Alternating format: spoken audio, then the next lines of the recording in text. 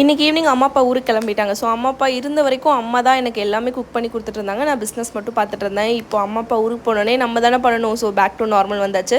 இன்றைக்கி நைட்டு வந்து வெளியே சாப்பிட்லாமே, நாளைக்கு மார்னிங்லேருந்து சமைக்கலாமேன்னு சொல்லி கேட்டேன்.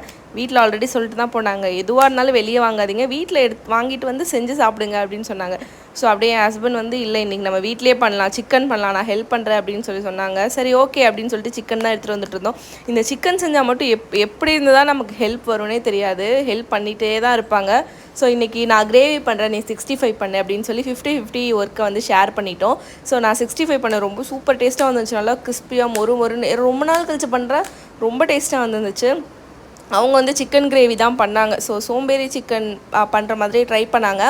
பட் ஓகே, நல்லா தான் வந்துருந்துச்சு சிக்கன் கிரேவி. அதுக்கப்புறம் அதுவும் இந்த பேனில் தான் நான் பண்ணுவேன் அப்படின்னு சொல்லிட்டு இந்த பேனை தான் எடுத்து வச்சு பண்ணிட்டு இருந்தாங்க. அப்புறம் 65 சிக்கன் கிரேவி எல்லாமே போட்டு சாப்பிட்டுட்டு சூப்பராக தூங்கியாச்சு. ஸோ உங்கள் வீட்டில் சிக்கன் பண்ணால் யாரெல்லாம் ஹெல்ப் பண்ணுவீங்கன்னு சொல்லிட்டு கமெண்ட்